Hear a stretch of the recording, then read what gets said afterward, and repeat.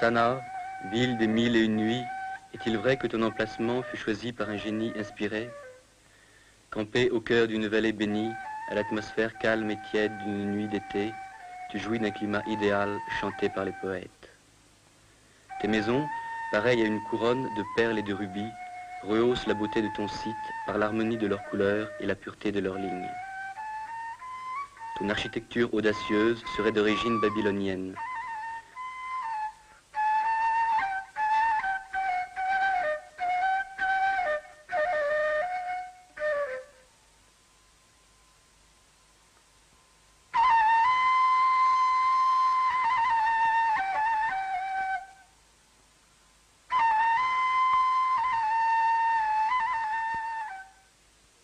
Elle reflète pourtant l'influence de l'islam par ce décor géométrique auquel sont intégrées souvent des sentences religieuses, telle cette frise épigraphique qui invoque le nom d'Allah.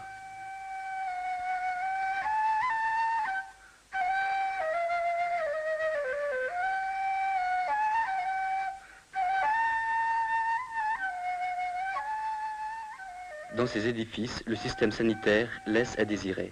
Pas de cheminée, ni de tout à l'égout. Les eaux ménagères se déversent sur les murs et sèchent au soleil.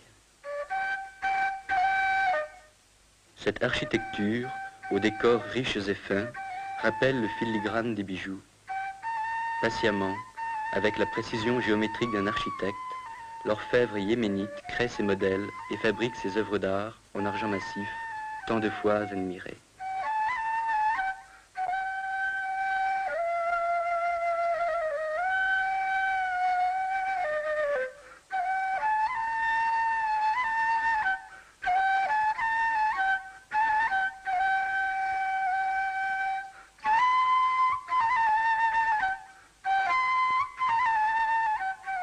Sanaa surprend par la variété de ses minarets.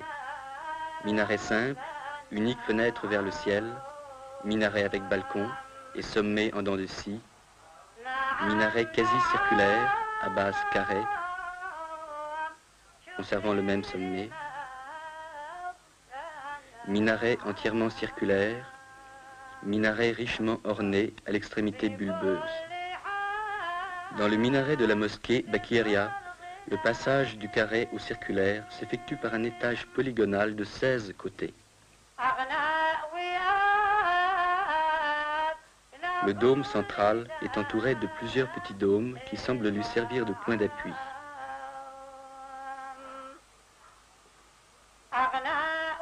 Le portique à arcades est rehaussé d'un décor floral.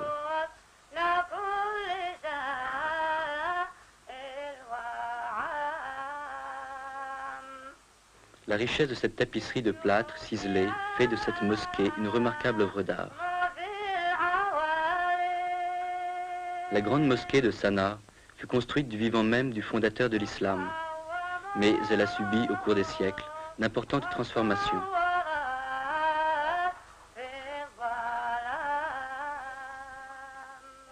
Dans la cour, un petit édifice rappelle la Kaaba de la Mecque. Remarquable de proportions, cette mosquée se distingue par son plafond délicatement décoré.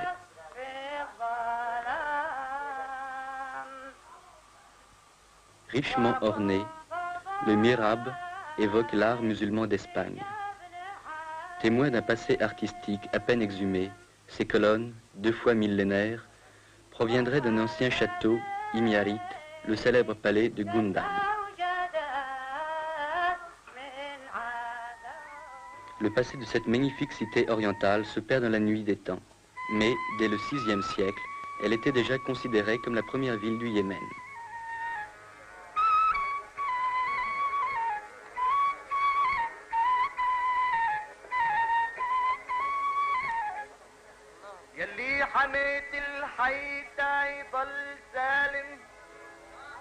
Proclamée le 26 septembre 1962, la République, dont on voit ici le palais présidentiel, la confirme dans son rôle de capitale de l'Arabie heureuse. À l'occasion de la fête de la rupture du jeûne, une réception est organisée au palais du gouvernement. Son Excellence Al-Iriani se prête aimablement aux servitudes de la célébrité. Les notables viennent lui présenter leurs hommages, ainsi que le président de la Chambre.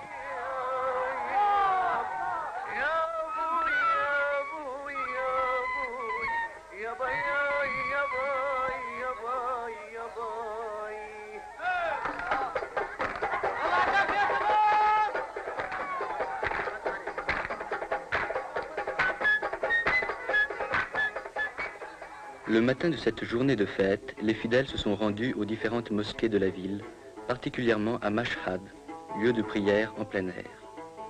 Par groupe plus ou moins important, ils effectuent la prière publique sous la direction d'un imam.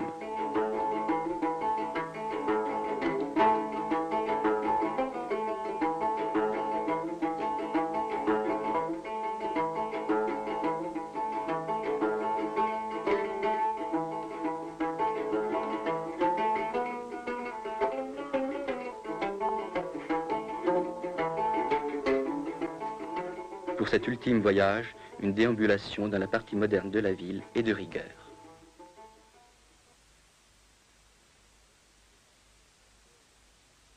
La magnifique porte du Yémen, orgueil de Sanaa, permet d'accéder directement au marché où sont vendus les différents produits d'un pays essentiellement agricole.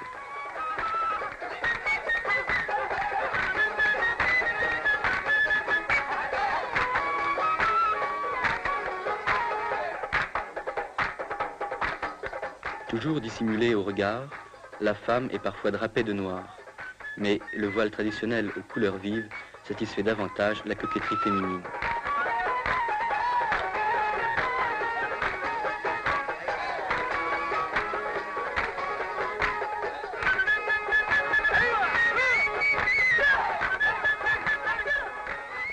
L'artisan yéménite travaille selon des méthodes ancestrales mais efficaces. Ces plats sont taillés d'une seule pièce dans la pierre tendre.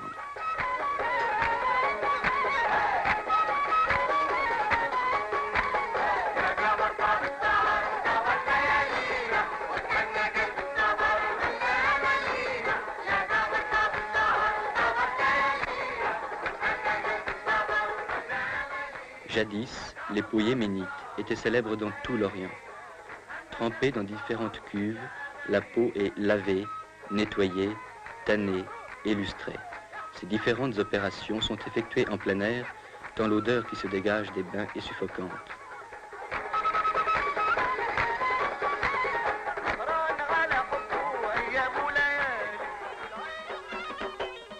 À l'occasion d'un mariage, jeunes et vieux exécutent les pas du Bara, la danse nationale yéménite.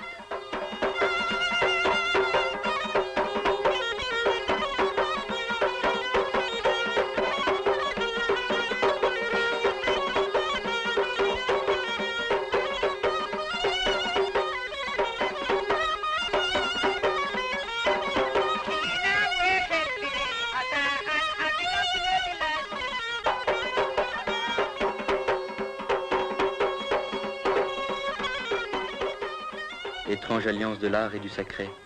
Les danseurs exécutent leurs pas à l'ombre du tombeau d'un ingénieur chinois décédé au service du Yémen.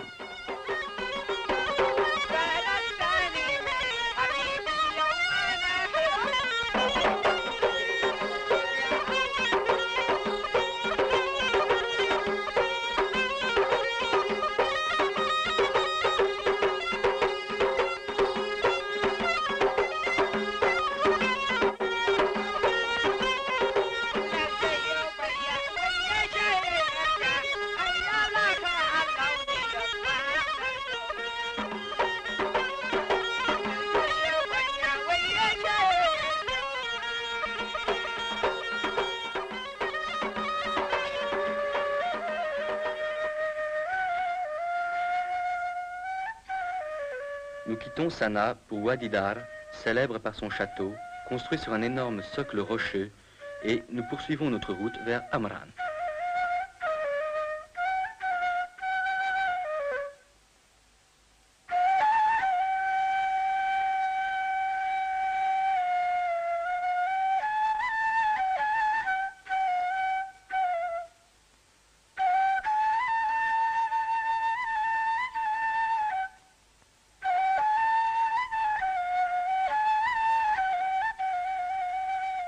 Amran, gros bourg fortifié, garde encore ses anciens remparts en terre séchée.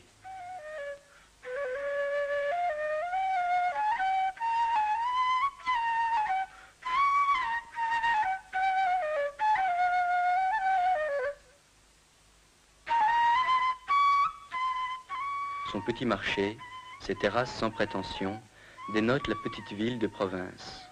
Fidèles aux traditions, ses habitants organisent en notre honneur un véritable festival de danse folklorique.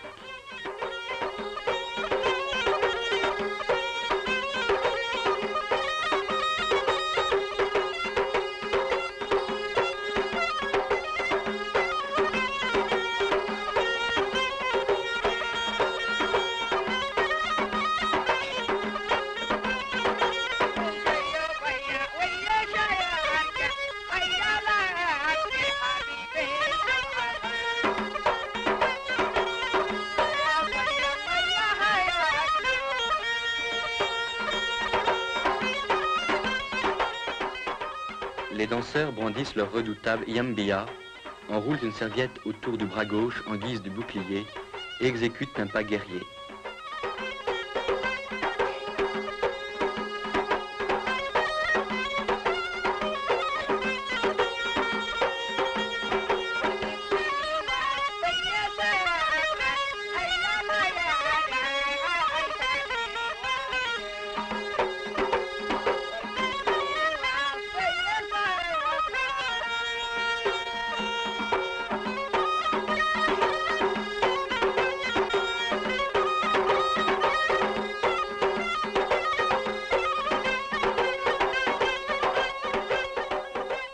Et voici le moment crucial de la compétition. Il oppose les deux meilleurs danseurs du village.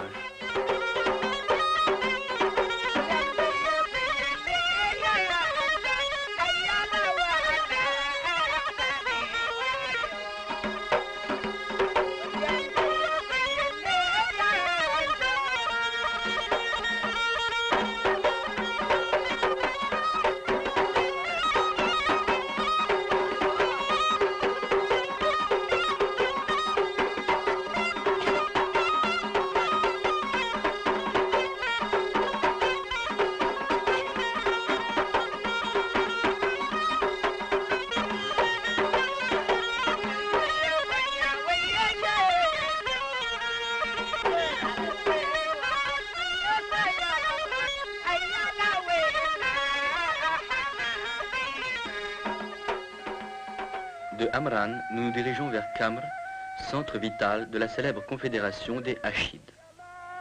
Admirons en passant cet ingénieux système de puisage où l'homme incite la bête au travail par le geste et par le chant.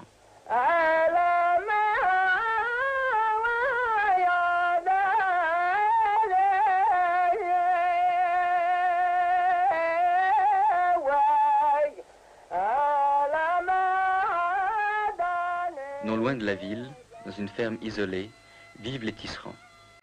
Ils appartiennent en effet à la catégorie humble de la population. Le tissage est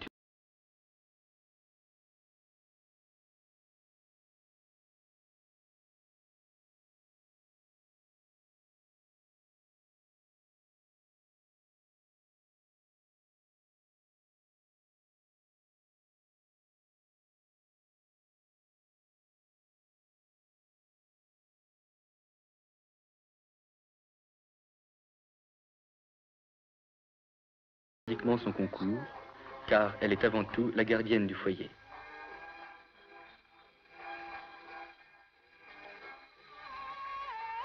La petite ville de Kamr jouit encore de l'antique droit d'asile. Son marché hebdomadaire, durant lequel on observe une sorte de trêve sacrée, est le plus important de la région du Nord. Les villageois y viennent de loin pour y vendre les produits de leur ferme. Sa population, de 2000 âmes environ, comprend surtout des cultivateurs et des artisans, entre lesquels le mariage est exclu. Les bouchers, comme les barbiers et les musiciens, appartiennent à la même catégorie sociale que les tisserands.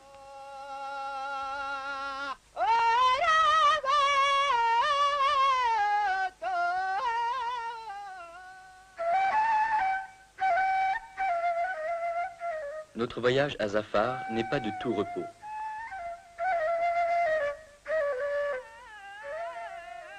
Malheureusement, de l'ancienne capitale des Himéarites, dont les splendeurs furent souvent décrites par les chroniqueurs, il ne reste qu'un monticule rocailleux.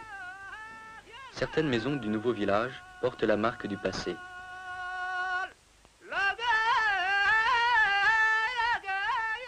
Ces citernes, vieilles de 2000 ans, sont toujours en service.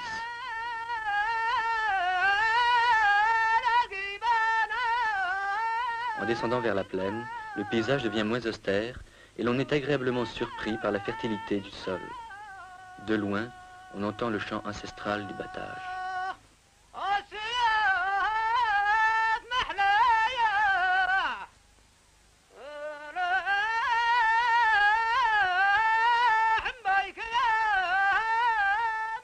Dans cette société paysanne, la femme travaille autant que l'homme, sinon plus que lui. Gardienne du foyer et fermière accomplie, elle aide son mari dans les travaux des champs, s'occupe des animaux domestiques et assure les besoins en eau de la maison. Nous dirigeons nos pas vers Haz, où, comme de coutume, nous sommes accueillis par la musique.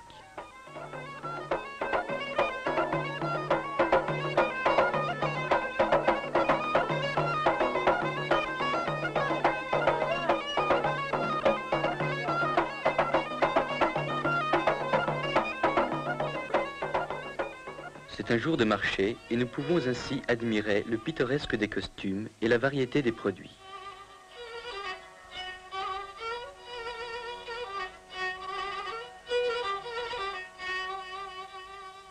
Chaque marché a son daoshan, serviteur du clan et crieur public, appartenant à la catégorie sociale la plus humble de la population.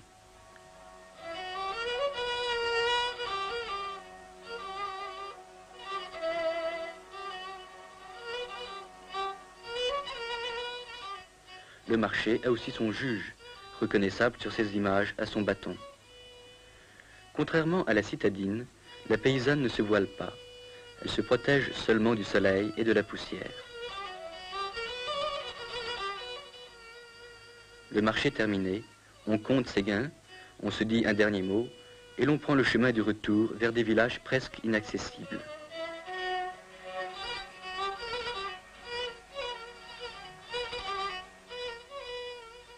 Instinct de défense, car c'est de la plaine qu'on tire ses moyens de subsistance.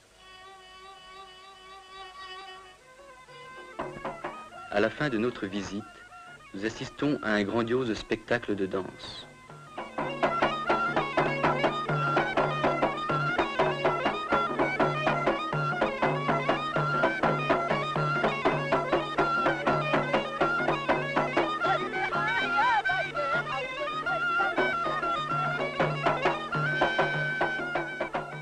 Le Yéménite est passionné de danse qu'il considère comme une manifestation de sa sensibilité artistique.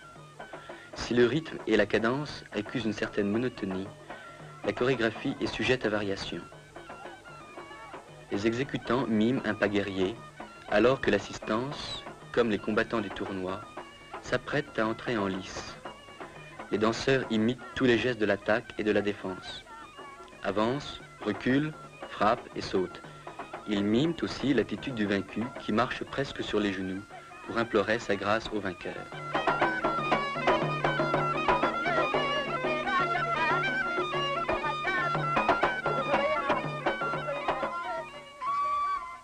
Nous quittons ces paysages austères pour nous rendre vers un site qui respire la quiétude et la fraîcheur. C'est la région la plus fertile de l'Arabie heureuse, dominée par la riante Djibla. Aucune autre ville du Yémen ne lui est comparable, tant son charme est grand. Notre courte visite ne nous permet pas d'admirer toutes les beautés de cette cité qui fut jadis la capitale de la reine Arwa.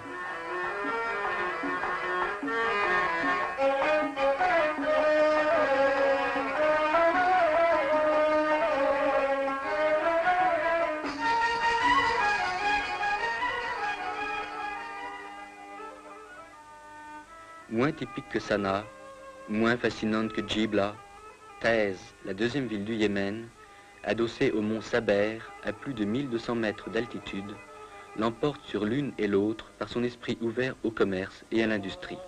Elle est dominée par la mosquée Ashrafiyya, qui semble la tenir sous sa protection. Ancienne résidence de l'imam Ahmad, elle garde son ancien cachet, ses remparts et sa redoutable forteresse.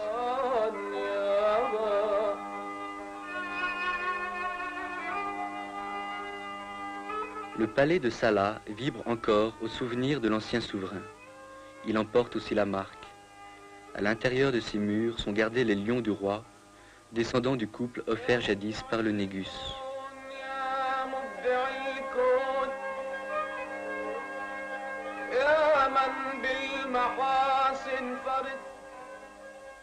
Dès le XIVe siècle, Ibn Battuta parlait de l'influence de l'Inde sur le Yémen.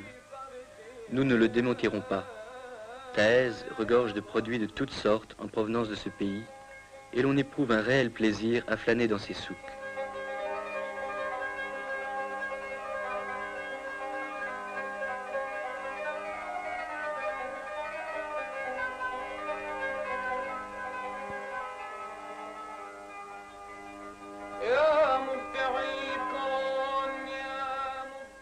Un dernier coup d'œil et un regard nostalgique vers ces horizons lointains du pays de la reine de Saba.